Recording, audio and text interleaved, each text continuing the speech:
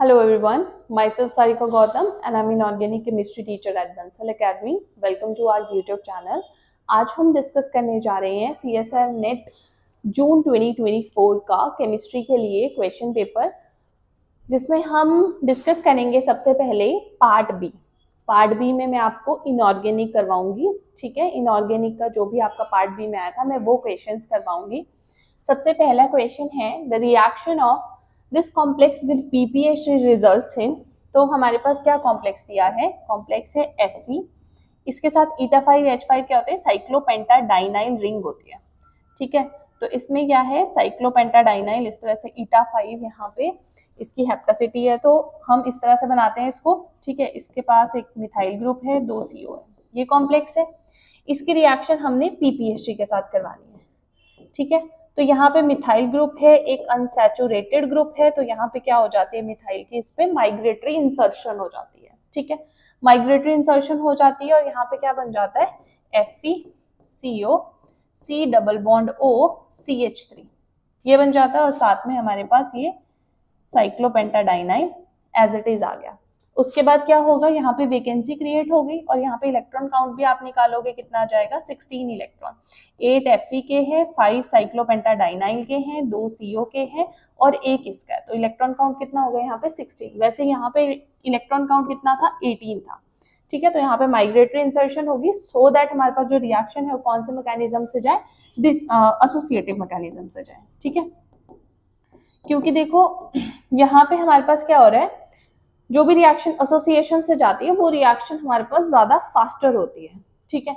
तो यहाँ पे क्या हो जाएगा, अब जो ये PPH ग्रुप है वो यहाँ पे इस वेकेंट जो साइट है इसके ऊपर अटैच हो जाएगा। तो यहाँ पे क्या बन जाएगा, Fe, यहाँ पे आ जाएगा PPH3, यहाँ पे आ जाएगा CO C double bond O CH3 और यहाँ पे हमारे पास C5H5, ठीक है।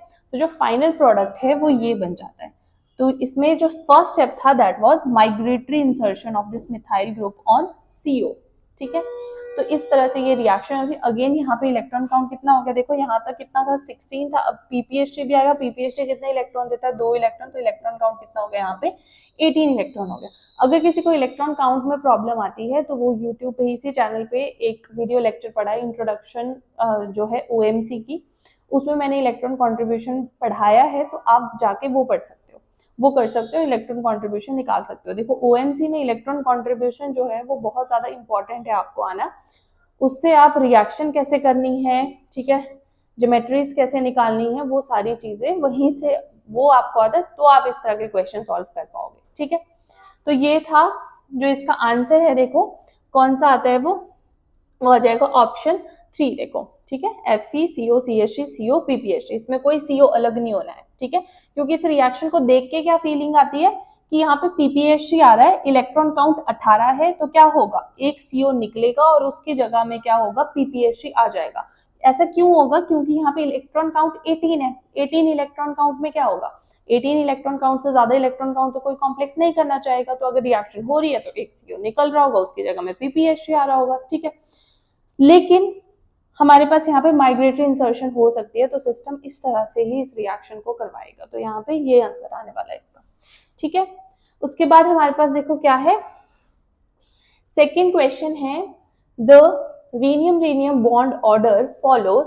इसमें हमें बताना है कि बॉन्ड ऑर्डर क्या होगा रीनियम का।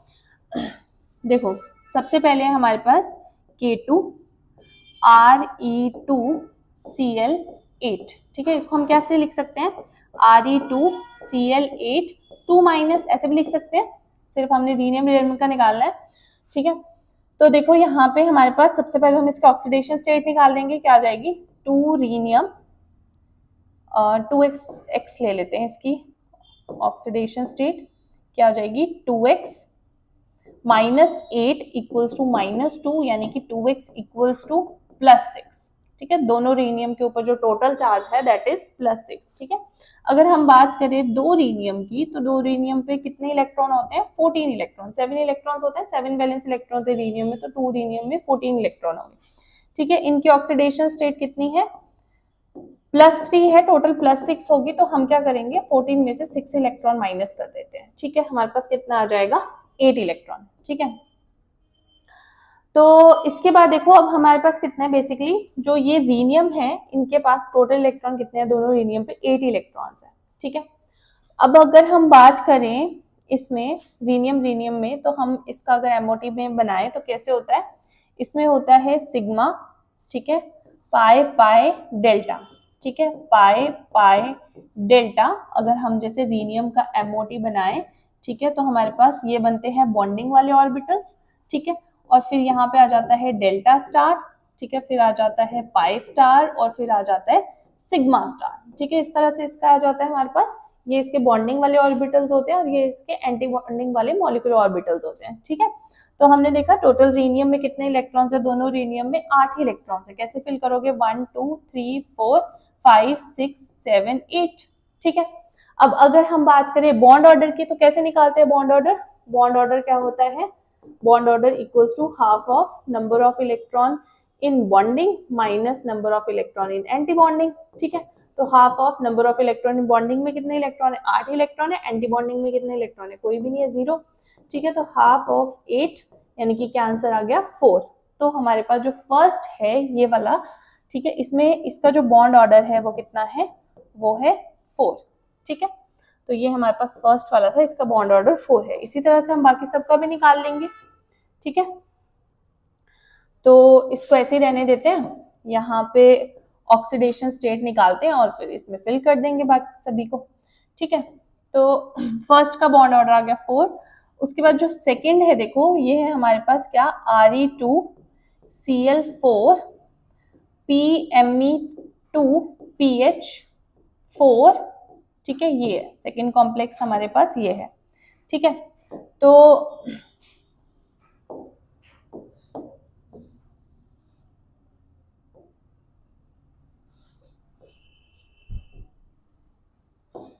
ठीक है, ये हमारे पास सेकंड कॉम्प्लेक्स। तो इसमें हमारे पास जो ये वाला लिगेंड है ये न्यूट्रल लिगेंड होता है, फास्फोरस ने 3 बॉन्ड बनाए हैं, ठीक है। तो आराम से ये एक न्यूट्रल लिगेंड है, इसको हम इसके ऑक्सीडेशन, इसको फॉर्मल चार्ज 0 आ जाएगा। तो यहाँ पे क्या आ जाएगा, 2x - 4 इक्वल्स टू 0, यहाँ पे आएगा 2x इज इक्वल टू +4, ठीक है, यानी कि दोनों रीनियम पे कितना है, +4 है।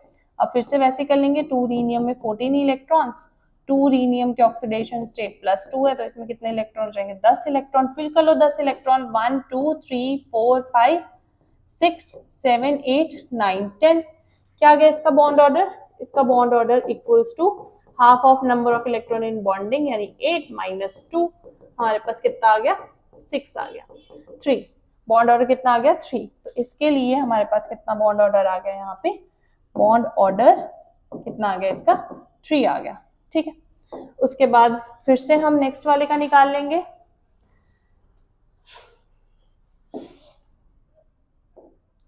नेक्स्ट है हमारे पास थर्ड, Re2Cl4 PMe2PH4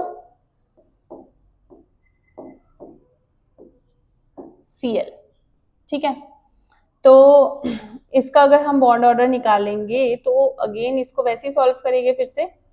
तो देखो यहाँ पे क्या है, 2x - 4, ये अगेन क्या है, न्यूट्रल है, माइनस Cl का -1 इक्वल्स टू 0, क्या आ गया, 2x इज इक्वल टू +5। तो दोनों रीनियम पे कितना ऑक्सीडेशन स्टेट है इनकी, +5 है, ठीक है। तो अब इसको यहाँ पे सॉल्व कर लेते हैं, ठीक है। तो 2 रीनियम में कितने इलेक्ट्रॉन्स होते हैं, 14, ठीक है। अभी 2 रीनियम की जो ऑक्सीडेशन स्टेट है वो है +5, तो यहाँ पे हम लिख सकते हैं कितने इलेक्ट्रॉन, 9। अब 9 इलेक्ट्रॉन फिल कर लो, यहाँ तक 8, ये हो गए 9 इलेक्ट्रॉन्स। तो बॉन्ड ऑर्डर कितना आ गया, half of number of electron in bonding minus anti bonding में 1 इलेक्ट्रॉन है, तो यहाँ पे हमारे पास आ गया 7/2 यानी कि 3.5। तो इसके लिए यहाँ पे जो बॉन्ड ऑर्डर है वो कितना आ गया, 3.5, ठीक है। तो सबसे ज्यादा बॉन्ड ऑर्डर किसका है, हमारे पास K2Re2Cl8 का है, और फिर हमारे पास ये वाला ऑप्शन सही आ जाएगा, Re2Cl4, ठीक है, इस वाले का, और सबसे कम इसका बॉन्ड ऑर्डर है 3, ठीक है। आई होप आपको ये क्वेश्चन समझ आ गया होगा। अब नेक्स्ट क्वेश्चन है, in the upper atmosphere SF6 undergoes photolysis to form species A, species A combines with O2 giving a radical B, the correct statement हमें बतानी है कि इसमें करेक्ट स्टेटमेंट कौन सी है। तो देखो SF6 यहाँ पे दिया है, ठीक है, उसकी फोटोलिसिस हो रही है, ठीक है, और ए स्पीशी बन रही है, ठीक है, तो जो इसकी फोटोलिसिस होती है तो यहाँ पे बन जाता है SF5 रेडिकल, ठीक है, और ये है हमारे पास स्पीशीज ए बेसिकली, ठीक है। और उसके बाद क्या है कि जो SF5 रेडिकल है इसकी O2 के साथ जब रिएक्शन हो रही है तो हमारे पास B बन रहा है, तो इसकी जब O2 के साथ रिएक्शन होती है क्या बनता है SOF4 radical and O radical, यहाँ पे ये बन जाता है। तो जो ये B है ना, ये इस B की बात हो रही है, ठीक है, ये जो B है वो ये O रेडिकल है। तो यहाँ पे हमें करेक्ट स्टेटमेंट बतानी है। अनपेयर्ड इलेक्ट्रॉन, फर्स्ट है unpaired electron in A and B are located on sulphur and oxygen atom. तो यही सही आंसर है ना, कि जो अनपेयर्ड इलेक्ट्रॉन है वो A में सल्फर के ऊपर है और जो B है वो ऑक्सीजन के ऊपर है उसमें, बस यही इसमें पूछा था इस क्वेश्चन में, ठीक है। इससे नेक्स्ट क्वेश्चन देखो क्या है, an isoelectronic neutral linear nitrosyl complex of this is, हमें इसका बताना है कि जो ये वाला कॉम्प्लेक्स है इसके आइसो इलेक्ट्रॉनिक कॉम्प्लेक्स और कौन सा वाला है, ठीक है, इसके जैसा नाइट्रोसिल कॉम्प्लेक्स कौन सा इसके सेम इलेक्ट्रॉन्स है, ठीक है, इसके जैसे। तो यहाँ पे कौन क्या कॉम्प्लेक्स है, eta5 C5H5, ठीक है। तो अगर हम बात करें eta5 की तो इसमें इलेक्ट्रॉन कॉन्ट्रीब्यूशन कितना होगा, 5 होगा, कॉपर का कितना होता है 11 होता है, CO में कितने इलेक्ट्रॉन होंगे 2 इलेक्ट्रॉन होंगे, ठीक है। तो यहाँ पे हमारे पास कितना आ गया इसका इलेक्ट्रॉन कॉन्ट्रीब्यूशन 18, तो इसका इलेक्ट्रॉन काउंट कितना आ गया बेसिकली टोटल 18 आ गया, ठीक है। उसके बाद अगर हम बात करें इन सब की तो हमें फर्स्ट ऑप्शन देखो, फर्स्ट ऑप्शन में क्या है, फर्स्ट ऑप्शन है eta5 C5H5 निकल NO, ठीक है। अगर हम इसमें इलेक्ट्रॉन काउंट निकाले तो eta5 का 5 हो गया, निकल का 10 हो गया, ठीक है।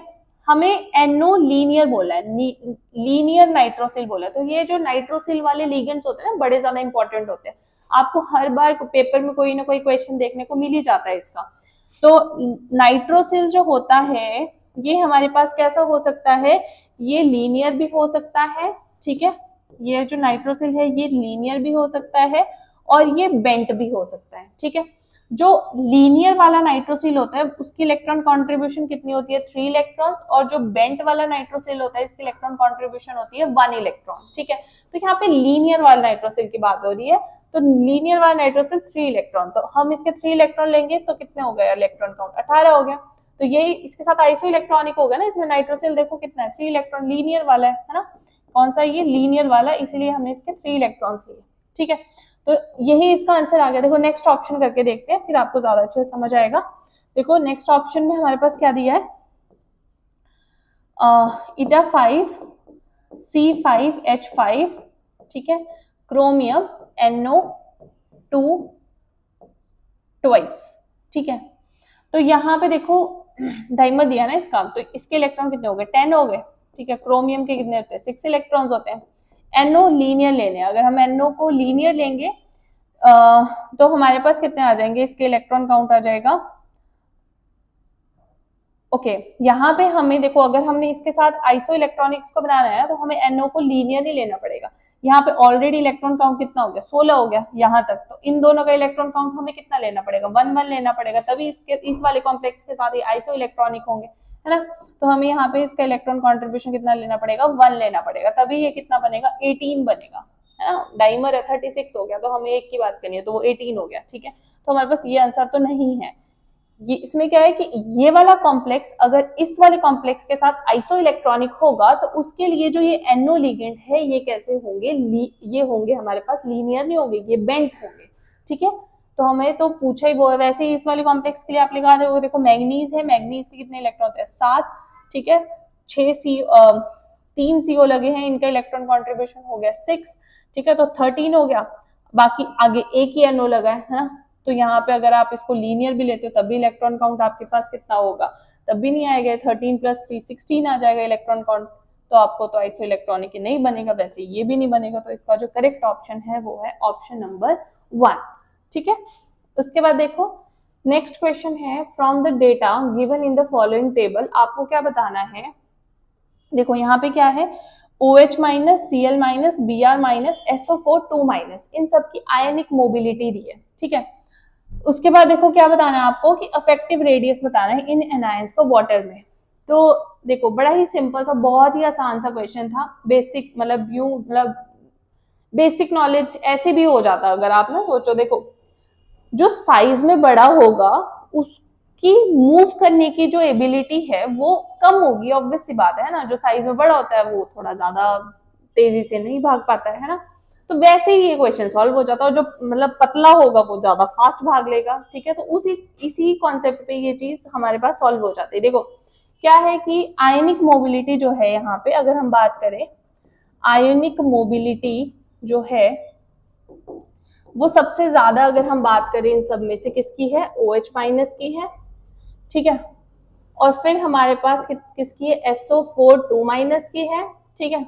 और फिर किसकी है, Br माइनस की, और Cl माइनस की सबसे कम आयनिक मोबिलिटी है, ठीक है। और हमें बताना है इफेक्टिव रेडियस का ऑर्डर, तो उल्टा हो जाएगा इसका, जो इफेक्टिव रेडियस है वो उल्टा हो जाएगा, ठीक है। इफेक्टिव रेडियस किसका ज्यादा हो जाएगा, Cl माइनस का, फिर Br माइनस का, फिर SO4 2 माइनस का, और फिर OH माइनस का। तो इसका ऑप्शन जो है आपके पास वो ऑप्शन नंबर 1 करेक्ट हो जाता है, ठीक है।